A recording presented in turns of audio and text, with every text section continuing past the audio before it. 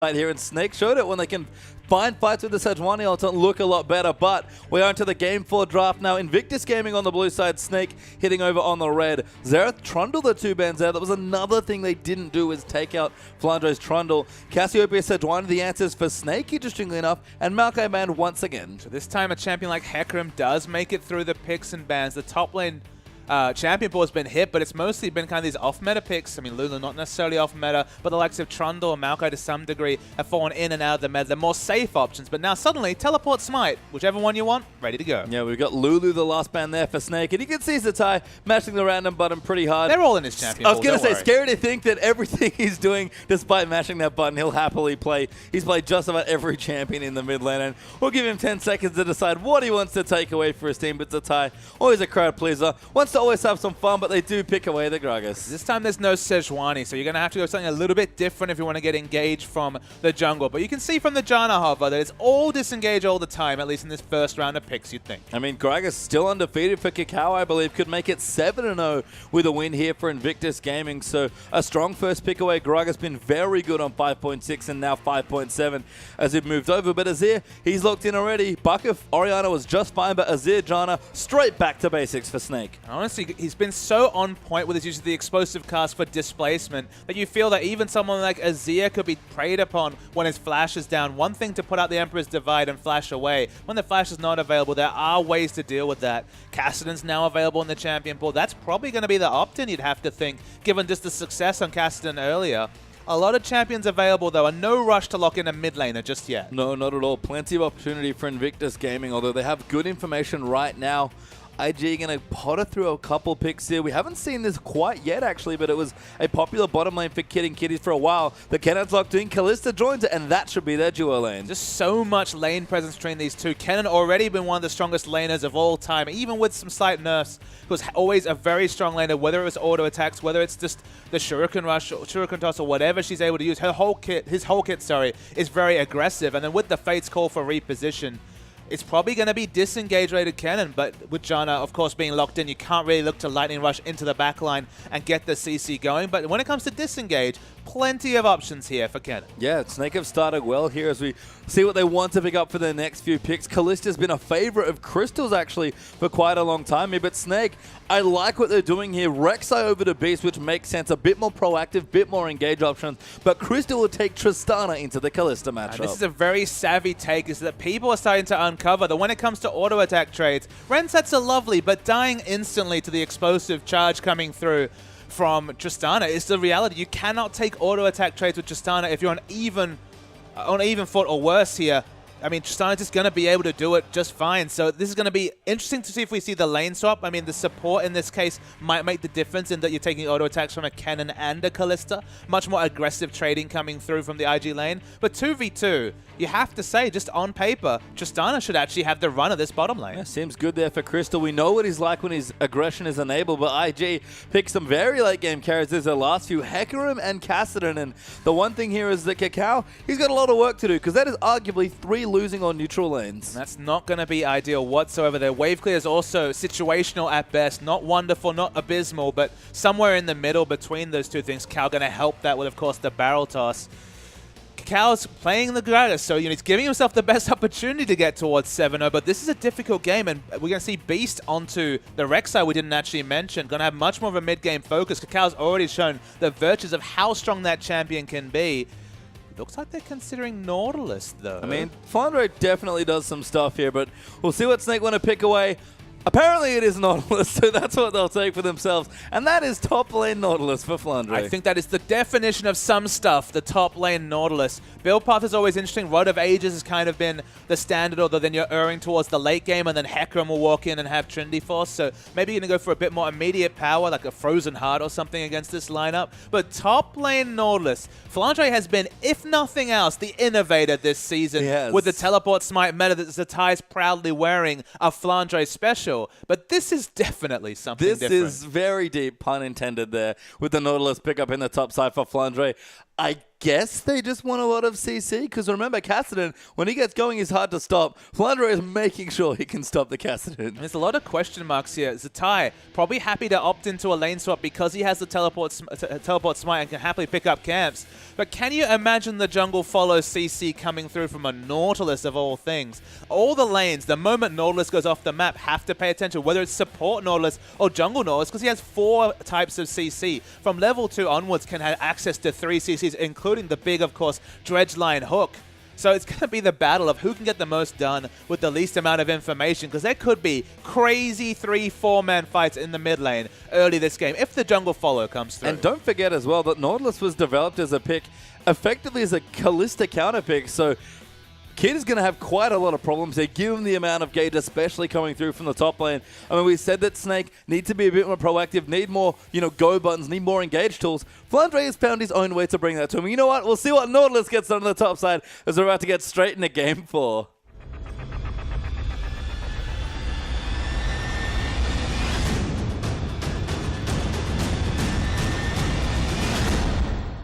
And welcome onto the Rift here for our 4th game as Snake, all grouped together nice and friendly around the big, huggable Nautilus in the top lane for Flandre. Yes, don't adjust your volume or your television. That is exactly what's happening in this game number 4. Yeah, you wouldn't think on patch 5.7 full zoom was really justified for a Nautilus, but it's a top lane Nautilus. It's not the support. It's not the jungle that honestly seems like rarest of all the breeds of Nautilus, because the top lane Nautilus, apparently it's coming back. Yeah, Trinket Ward goes down though. Snake with a good 5-man, able to clear out a bit of vision, and they're looking for aggressive vision here. And they're going to, again, try and scout out that lane swap, because level 1 going to get crazy here with all these compositions. It's just really hard to say who's most priced in for a lane swap. There's always teams that benefit more from lane swaps, some that struggle in them.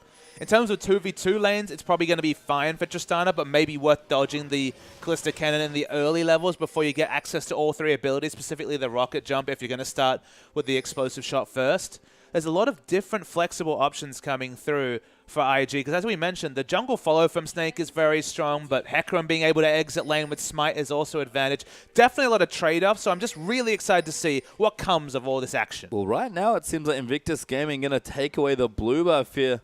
Trying to spot where Snake's duel lane is. They're actually in the top side of the map, so if they're looking for the 2v2, they're not going to get it. Initiate the lane swap, I think, expecting IG to be there, but IG have already started on the other side of the map. So if we do eventually end up with this lane swap, the big thing for IG is that Hecarim isn't a cannibal. He's able to get Smite, unless, of course, we see very fast lane pushing coming from Crystal and Ella, which is a possibility. But for now, on paper, it looks like they'll be able to pick up a lot of minions, and the jungle follow. The uncleansable tunneling engage coming through from the Unburrow on Beast, and just Flandre working towards level 2 and having CC, you have to be so scared in the mid lane if you're rookie. And even though he's already won this laning matchup in Game 2 today, it's a very different proposition when both Rek'Sai and Nautilus are tending towards your lane. And look, if Ella wants to leave as well and come out a bit of additional CC and an exhaust, could see, 4 people in the mid lane at 4 minutes. It became almost a running joke in the LPL regular season, but we've seen a lot of teams opt into it in lane swap situations, and Rookie certainly going to have to be on the back foot. The melee Cassidy with a flash only at level 1 to 3. Going to be pretty good target for that sort of gank. Absolutely. There's so many options here for Snake, the rookie, who was actually even, and maybe even a couple CS ahead in this matchup when he played it in Game 2, but there was nowhere near this amount of pressure. Can't remember if it was standard lanes or a jungle follow, but still, it paled in comparison to what Snake have fielded.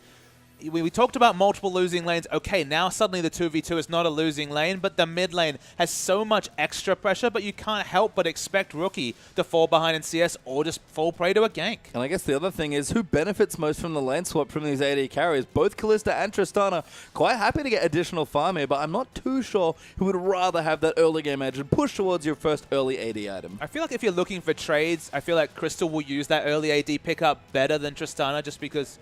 Sorry, better than Kalista, just because Kalista's building Bloodthirster almost from necessity for safe laning phase, whereas you trade very effectively offensively with AD scaling on the Tristana. So probably you can see a lot more aggression from the early purchase, and thus Crystal maybe slightly getting the benefit from the lane swap. We'll have to see. So we are still in a pause in this particular game, but Curious to see what happens in the level 1, of course. Movement always crucial in these sort of games. I mean, Kennen, not even too bad in a roam, but does probably want to stick with the Kalista. That's sort of the burden, I guess, of Fate's Call, is that as a support, you kind of expect it to be close to your AD carry. If you're looking for any sort of CC, you need at least 2 levels, but that requires a very overextended member and multiple auto attacks, but 3 levels to have any realistic hope of picking up any roam CC. So not really looking to lane, and honestly, such a strong laner that it's always looking to opt into a 2v2, in this case, dodged by Snake. See, Flandre looks pretty happy right now, honestly, playing his Nautilus. So, again, Snake have often been innovators on different patches. We've noted that with Flandre, with the Smite Teleport.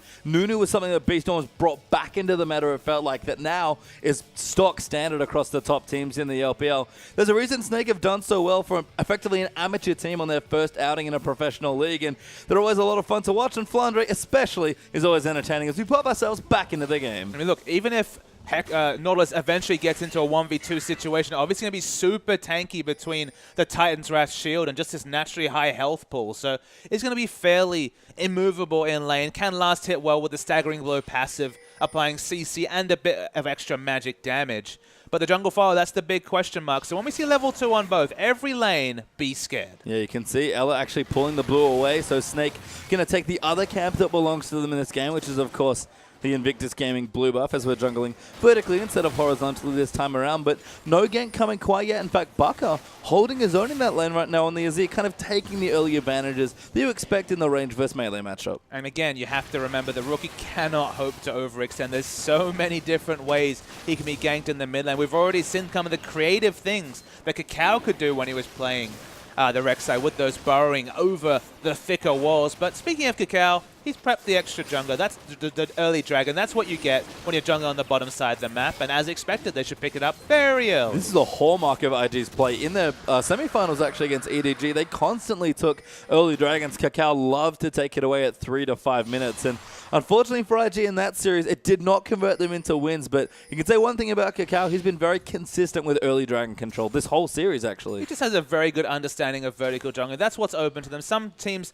they kind of dilly-dally with picking up that early dragon. They might leave it to 5, 6, 7 minutes into the game, but the time are going to be super early in this case. Pre-10 minutes, potentially, a second dragon could be down for IG. And again, we've talked about Dragon Snowball in particular in this series. Invictus Gaming have certainly been on top of it for the first 2, and Snake kept it even, and that was enough for them as they forced a few team fights. So if IG can continue, again, this very objective-based, rotation-oriented style that they seem to have shown in the playoffs, they'll be on good stead to finally take the series 3-1. I'm quite surprised to see Crystal not looking to push out this top wave, just because, as we discussed, Zatai's just able to jungle, and they've got 2 smites. They're going to pick up more camps than the enemy. That's just going to be the result, given how they're jungling. You can see Rek'Sai on the map tending towards the bottom lane and a potential mini, but it doesn't come through. But just surprising to see not trying to make Zatai a counter. Of course, if you push this top lane wave, Smite's not going to help you in lane like the old Ignite pickups used to. So it's less of a deterrent for a turret dive or anything like that. You'll be overextended with Smite Ignite in a large parts of the laning phase, but just happy to let this whole phase continue, and thus much more CS available for the Hecarim. Flandre now actually level 2, a very easy target. Ella's coming down as well. The teleport, though, in for the type. Beast is going to go in. Kitty's actually taking up the turret, but Beast will go down for first blood to Hecarim. Flandre trying to stun them up. Will get to tie under the turret. A Tracheel that goes to Ella, and a 4-man dive goes a little wrong for IG. Yeah, much more benefit for Snake. They have 2 members picking up lane farm, so unless they get a big objective here, the fact that they use much less resources in this situation is a big benefit to Snake. They're going to try and take the turret if they can, but Crystal, I think, pushing his wave out now as well. Actually, no, going to meet it, wants to continue the freeze. And Tristana trying to buy a lot of time here for the top side, but Kid gets hooked up there by Flandre. Ella follows in for some harass, and IG might think better about going in for this turret. I'm just trying to unpack the benefits of this Nautilus. Of course, Nautilus not going to have a very high item cap. He's going to get tankier and tankier with purchases, but isn't looking for a Trinity Force or a big damage item as far as we know. He has fairly long cooldowns, but I guess with the changes to Riptide, you could consider it. It wouldn't be an ideal Trinity Force champion by any means. Probably just going to build stack tank items, just get the health scaling going with his Titan's Wrath shield. and just deal with his base values, which are very respectable. Certainly no rumble when it comes to early item power spikes, but always going to be relevant just because, again, has such a bevy of CC. Yeah, Beasto coming into the top side. Level 3 actually equals the tie. Just going to take him off the wave. And Crystal's dedication to freezing almost got himself killed as Rookie diving into the mid lane. Gets Ignite on Tabaka. Needs another Rift Walk. Does find her. And a solo kill for Kassadin. But getting outplayed on one of your trademark champions is really questionable from Baka. At least according to the portrait, had the ultimate available and not used. Not really sure what to make of that trade in the mid lane. Just a little sloppy there from Baka getting himself killed. But Kakao does the right thing in the top side as Kid and Kitties will get the turret in the bottom lane. Finally breaking that freeze from Crystal. He was really determined to deep freezing that wave, but it's finally been broken by the presence from the jungler and top laner. But it's been answered in bottom lane. They've already pushed in a turret. Of course, no turret damage whatsoever coming onto Hecarim's turret. Hecarim's in general looking for a long laning phase, and okay, he has a very high item floor, you'd have to say, because he really wants Trinity Force, a Cinderhulk, maybe some Home Guard boots to come through. Those are going to be significantly delayed, but IG are making them pay on the map, and they're going to start stacking dragons. The next one's only a couple of minutes out. I mean, thankfully for Snake, they are rotating their bottom lane down, so with the BF Sword, Crystal might feel a bit more comfortable in this matchup as Kid goes back. Berserker is just briefly, but double dagger recurve, but going for a quick hurricane, it looks like. Looking for team fights right now, you'd have to think there's going to be a point in this game where the likes of Nautilus and maybe even Rek'Sai will start to outscale the hurricane damage. The Rensets will be that much more difficult because Nautilus will be able to use his large amount of CC to isolate the Cliss to ensure she can't spread the Ren stacks onto multiple members. But right now, it's a very big team fight in Power Spike, and crucially, if you can somehow find a way to swap back and fight with Dragon with those Ren sets available, with the Hurricane being able to push those Ren stacks onto multiple members, that will be a big advantage for IG if they want to keep fighting for Dragon, which you have to think is that big thing coming into this game. You would normally, but Dragon up in a minute 20, and Kallista's gone top lane here up against Flandre's Nautilus, who has a double Doran's ring, by the way. So possibly a Rod of Ages, but definitely needs some early AP and health and the regen for the early landing. I mean, Kid maybe trying to get a couple of extra quick turrets here with the attack speed. He has to know that he's going to at least try and push the wave when he feels like it, but that does leave that Dragon open here. But the big question is, will we see Snake go straight onto it? That's kind of the question we don't know. IG are just kind of hedging their bets and hoping, as you see the huge burst damage come through from the explosive shot. They're just hoping that they can swap back in, say, 2-3 minutes time and the Dragon still be an objective to contest. Yeah, very smart harass there by Crystal. That charge on the turret actually doubled in radius when it explodes on the turret as well, which is why the two people that were down there trying to defend ended up eating so much AoE damage. But Crystal is going to come in, looks to try and take the turret away. 30 seconds left to Dragon. Should be able to get both, maybe. It just feels like IG in general a bit unsettled by this Tristana pick. It hasn't been seen much in competitive play, although Uzi playing it showed that a lot of teams are considering this as a viable pick. The turret pushing and the harass under turret makes it so hard for an underleveled Hecarim to even hug the turret for any hope of picking up experience, because you get punished by that AoE damage and have to back away. So maybe it'll evolve as a way to deal with zoning these underleveled 1v2 specialists, because you just have to respect that explosion damage. Good timing here by Snake as well. I know they have time to wait for the Dragon. Do take the turret away, but Beast and Baka were already on top of it. Flandre has actually walked down here as well. And of course, the bottom turret's gone down. So 1-for-1 in turrets. Dragon almost done here at this stage of the game. And IG going to give up any hopes of potential contesting and go for a push instead. The tie isn't even level 6. They really don't want to fight. He doesn't even have teleport if they wanted to. But smart to go for a bit of turret damage. I get, in fact, a lot of turret damage through. Almost dead there. Flandre looks to get in range for the ulti, but doesn't quite get there. And Kassadin kind of hard to pin down as well. Snake now 5-man strong in the mid lane, though. Maybe look for an initiation, but instead could look again. They've got a turret already. Maybe just push in for a siege. One of the reasons that IG lost that previous game is they fought for Dragons. They weren't really in any position to, with their comp, with their item timings. Smart of IG not to try and do that in this situation, but you can see the punishment coming through. Happy to tank a couple of turret shots because the siege is on. Yeah, that's aggressive from Crystal, just using these shield from Ella to deal damage to the turret, but explosive shot down. Tristana still a pretty good siege champion, arguably better with the changes that have come through recently on this patch, and Snake are not giving up, at least for now. I mean, this is not a lot of wave clear coming through from IG, you have to mention. It's Kakao is honestly the biggest wave clearer there. Azraki's starting to get a bit of AP behind. No Rod of Ages stacking just yet.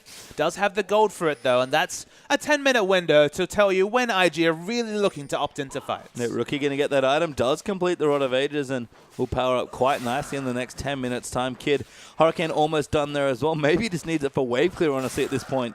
potentially expecting a lot of siege coming through for Crystal, who's now picked himself up an Avarice Blade, curiously enough. So going for a bit more of that greed, a bit more of the investment option there. Maybe he just looks over to the fact that there are multiple members, the likes of Cassidy, that are really looking to stack up to the late game. Cinderhulk's effectively a death cap for health and incentivizes further health purchases. At least the Phage, of course, going to come through for Zatai. The Rod of Ages has a 10-minute stacking time. Kalista is looking for immediate power, but because the team in general is tending towards the late game in terms of their item pickups, why not go for Avarice Blade and do your best Kid impression when it comes to investment banking on these AD characters? Yeah, Hurricane completed now for Kid, actually, so going to get quite a bit better at chopping down these minion waves. Rookie level 9 as well. Going to push it on the turret, but Ella's there to help him out and has to be a bit careful. Janna, level 6 here. Kiddies will come in as well, and that should force the Janna off the turret and gift it over to IG. But you just very seldomly see a Kassadin get an enemy's turret first, let alone an Azir, the king of 25, 30 minutes. The turret's still up because he has so much wave clear.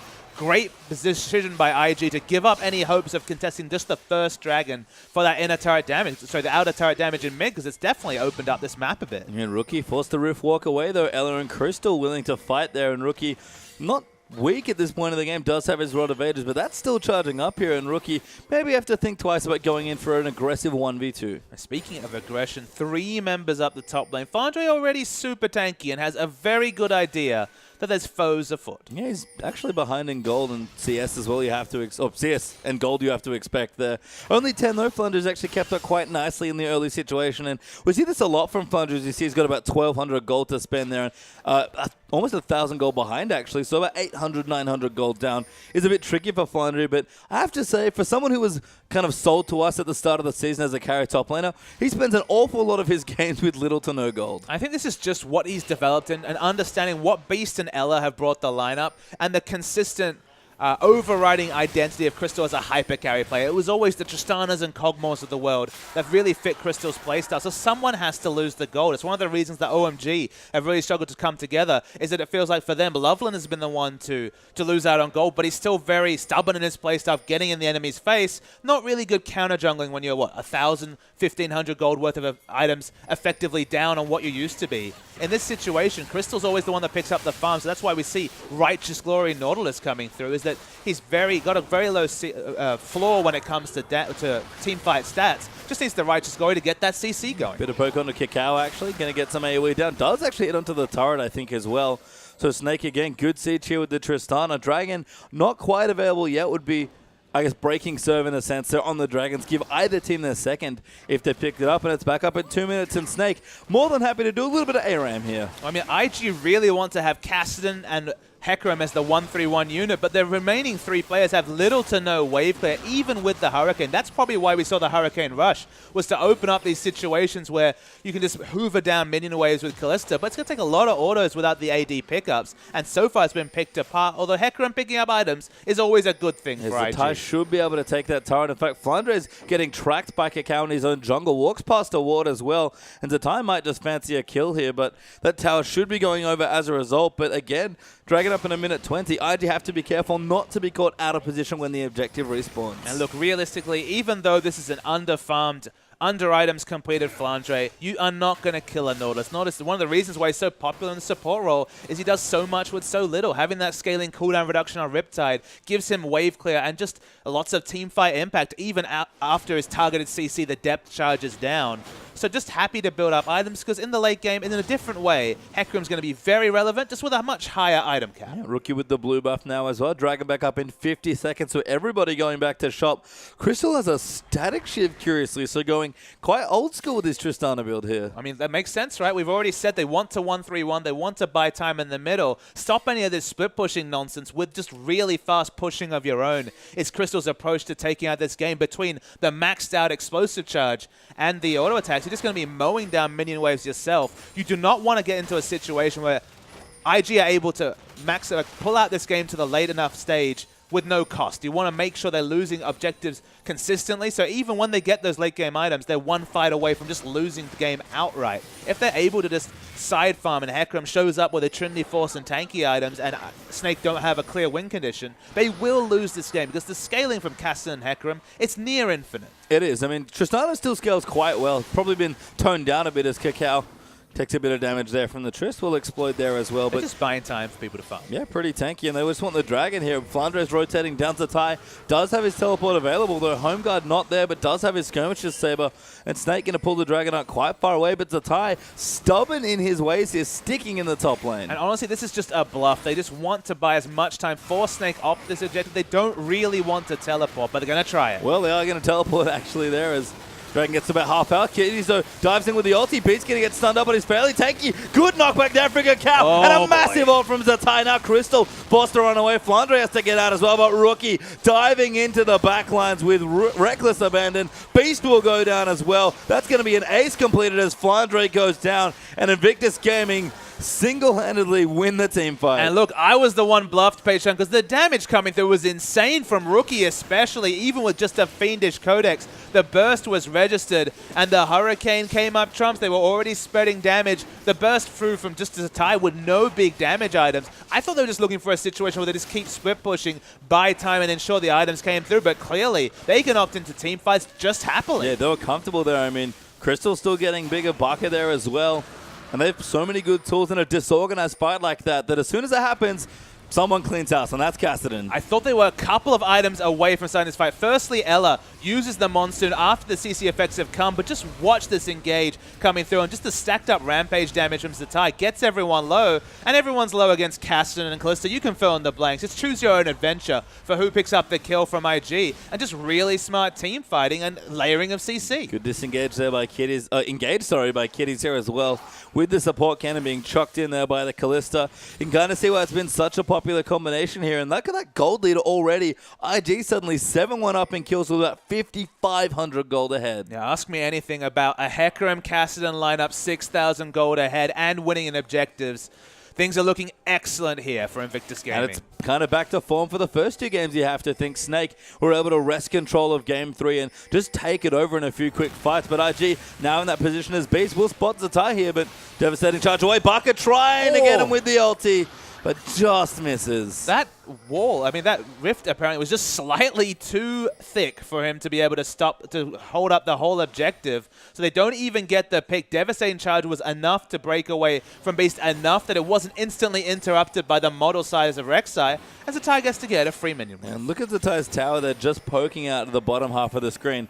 It's basically on full health. As Zatai going to fight Baka now as well, but Flandre is going to join in. Baka actually getting quite low here as Zatai uses the ulti, going to keep chasing in. Flandre going to try and CC him up, but Cacau's diving in as well. Baka comes through, he gets moved away by the explosive cast. Flandre now, the target actually getting chased down. Is low, going to go down. Zatai gets the kill, and IG pick up the double. And at the same time in the bottom lane, they actually take out a turret as well. Cassidy roaming around happily in the midst of all this, not even needed. Now looking for the assassination on Ella. Yeah, Rookie going to keep chasing in Ella. Nowhere good to run up. Base Gates will protect him for a while. Riftwalk on a short-ish cooldown, I'll say, at level 11, so not quite available back again. Invictus Gaming in a push on the top side as well. And all of a sudden, 90 minutes in, and IG looking complete control once more. I did not expect, with the item timings completed, for Nautilus to look like a complete wet noodle compared to the Hecarim, but Hecarim overtook that big dragon fight. It's now split pushing, going for the Frozen Heart, not rushing into any sort of damage items, and Nautilus with Righteous Glory and 56 CS behind. I don't know what they were thinking with this Nautilus pick, but it's certainly not worked yet. Not right now, as B's going to try and knock up Kitties. Does get it, but the Fate's Call will get him out to safety. And a futile attempt there for Snake does not net a kill. And Cassidy just roaming around. 10 stack Rite of Ages, just about a minute away from completion.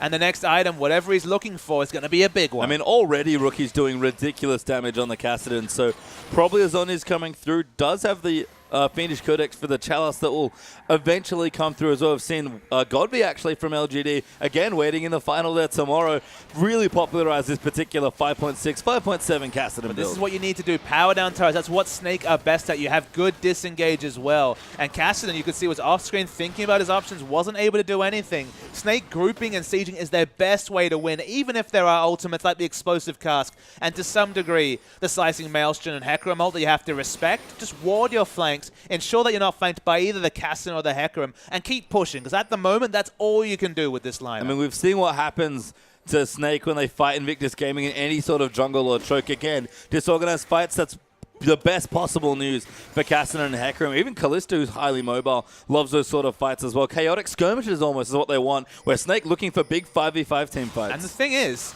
between Gragas and Hecarim, you have a Terrify and a huge displacement. It's the sort of fight that's always going to be, by necessity, disorganized, because positioning's at a premium between those two abilities. One forces you in a particular direction, the other one completely displaces you, and that's just so much carnage for the Callisto to hop around with the defensive utility of the Slicing Maelstrom. There's actually a very smart team comp coming through from IG, and if they don't take advantage of their one big point of power, which for Snake is pushing and the lack of wave clear on IG, team fights are so hard for them to navigate. Yeah, Rookie is, you already kind of said it, but Cassidy gets untenable in the late game. He might already be at this position as he is going to go back, spend a big boatload of cash there as well. And I wonder what item he's going to pick up as Baka sets up a Sun Turret. Actually not quite going for big ticket items just yet as Rookie. Cooldown boots and working in towards, I think, a Chalice there with a Fiendish Codex and an Aptome. It's going to be Zhonya's and Athene's at some point. Just, putting items together can always change the build. Could be an emergency void stuff if you really want it, but just getting as much power as possible. Moving towards 40% CDR. Has the large mana pool, but not necessarily the mana regen. But, picking up blue at this point, probably not going to be a big concern right now. No, and it's just the big resets there with the mana refresh constantly coming through with the Athenes. It makes Cassidy real scary in the late game situations. And Cannon's looking to match the Righteous Glory. Of course, feels a little bit silly with all the mana in his inventory right now. But, of course, when you finish that Righteous Glory, it just really helps you have the effective engage or just the Righteous Glory for the defensive utility. Offensively or defensively, we send one offensive use of the Slicing Maelstrom. You'd expect with the Janna, though, purely going to be appealing tool for Kid in fights. Yeah, just nice to have another way to get in or out, given that Fate Skull is going to give you one already. And again, that's been the reason we've seen Cannon support be so popular recently. I mean, Snake are working on, again, their best thing, which is the Siege. But the tie may be enough here as Kitties is also in the area. Cacao even wandering his way back up. And Snake, they spot the Cassidy and they run straight back to their turrets. And their big issue is they need to 5-man group to get the biggest value out of their comp and all the synergies and disengage they have. But, you put 5-man top, that opens up a whole map of opportunity for IG to try different things, whether it's split pushing with Zatai, whether it's trying to take the dragon that spawns in a few seconds. There's always an opportunity cost to your rotations. And 5-man top is seldom seen because it's just really not effective. And you can see Baka going to go back now. Has to spend a bit more gold and move in towards what looks to be a death cap. Zatai actually fancies Crystal. That's big burst damage coming through, but Zatai also quite tanky with the Frozen Heart. Ella will flash ulti to move him back. Flunder is even here as well, but Crystal getting aggressed on here. Zatai might get a kill. 1v3 goes in. Massive burst. The ulti goes just wide there. Fandre hooks him up again, and Crystal finally gets the kill, but IG advanced with a dragon. Exactly. The best they could hope is one kill for a dragon. It's on the other side of the map. That's, of course, what we're talking about in terms of trade-offs. A kill gets Tristana going to some degree, but it's the absolute minimum you can get. And the minion waves, again, completely in the control of IG. Yeah, Kid's even solo pushing down the bottom side there as well. Yeah, it doesn't need them. I mean, has his friends on the other side of the map anyway. Knows the tie's drawing pressure, and this Hecarim, he's pretty tanky. He's doing decent damage, I have to say, to Crystal in these exchanges. But even without a Trinity Force, Zatai is so annoying. Exactly. He's just going to keep going top. Now he's super tanky. Doesn't really do a lot of damage, but enough to actually chunk out Crystal, as we could see. Not enough to force his heal, but certainly really make positioning difficult for the Tristana.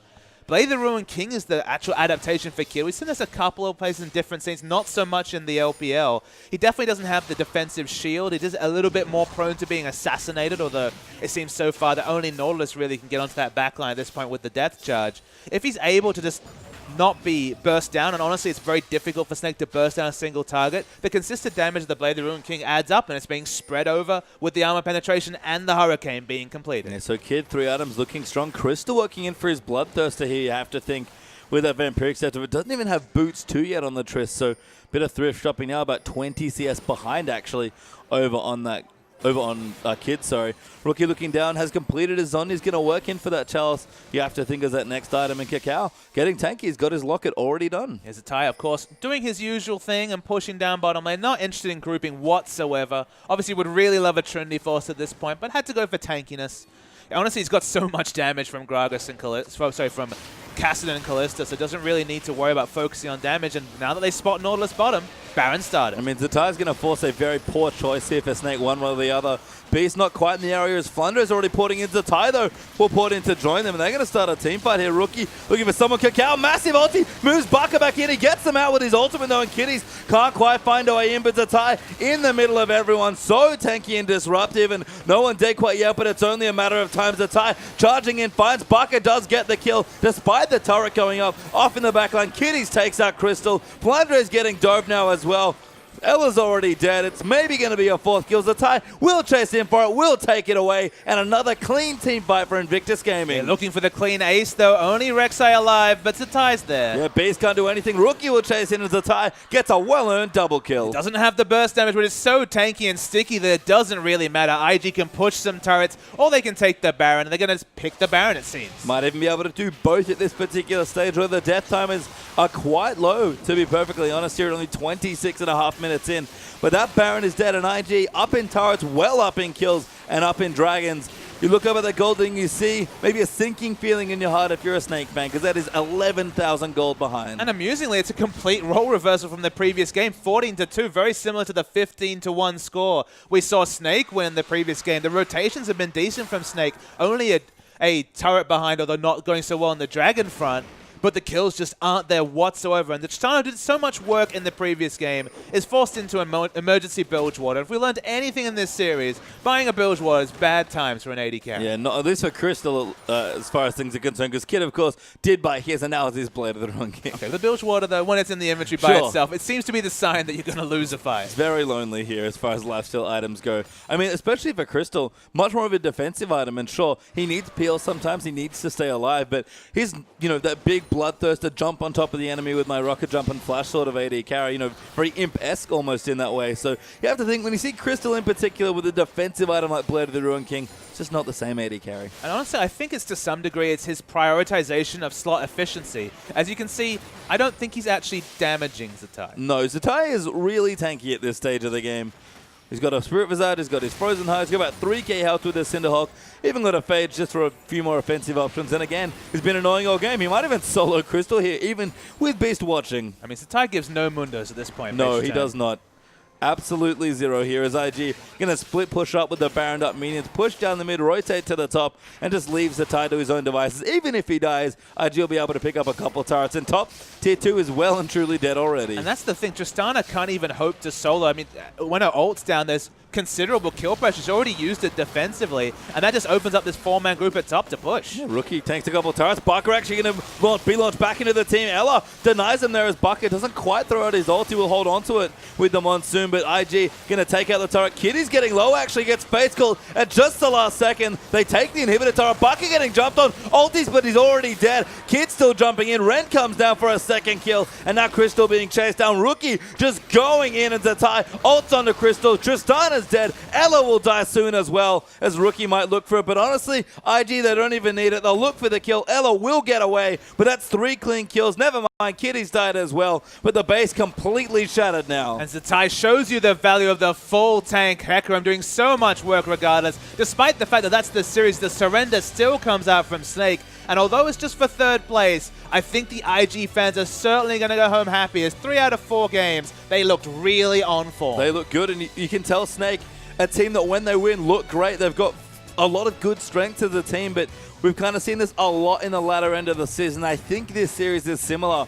Have very exploitable tendencies, do Snake, and be interested to see as they finish their season. 4th place, not too shabby in playoffs, of course. 2nd overall in the standings for the regular season.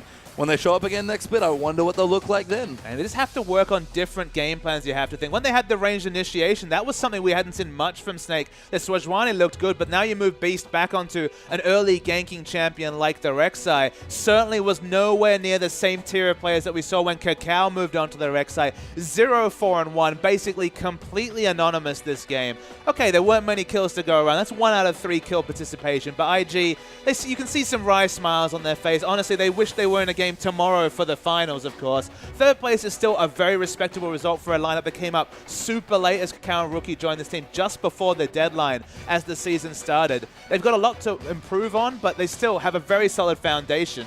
And I feel like we still don't know the answer, Pastry Time.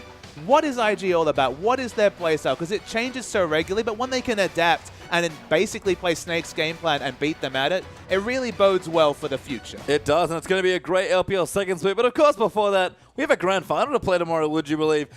Two pretty decent teams maybe going head-to-head tomorrow. LGD versus EDG. That's going to be quite a final. And the hype is all over the place. Imp versus Def, the battle of the Samsung AD carries. Throw Acorn in there as well. I think a guy named Pawn might be there.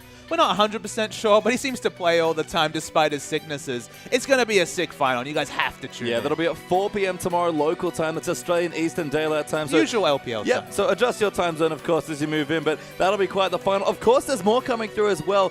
Stay on this stream in about an hour and a half. You can't get any more League of Legends, and I couldn't blame you if you couldn't. The International Wildcard Invitational Grand Final will be here as well, hosted by Atlas and Spawn. And that is Besiktas from Turkey, the hometown team, up against the Brazilians, INTZ. I mean, INTZ, they're going to come up big favorites, but still, Besiktas, they came back from what was a very difficult start for them, and hopefully it will be a competitive 5-game series. We'll have to see. It's going to be lots of competitive 5-game series, and we end one today as well. Congratulations to IG for finishing third. Snake, of course, will take their fourth in the playoffs, but join us tomorrow for the grand final for the LPL. Join us later as well, not us, but join Atlas and Spawn for the IWCR grand final as well. With myself, Papa Smithy, and our entire live production crew, we'll see you tomorrow at 4 p.m. local time for the LPL grand final.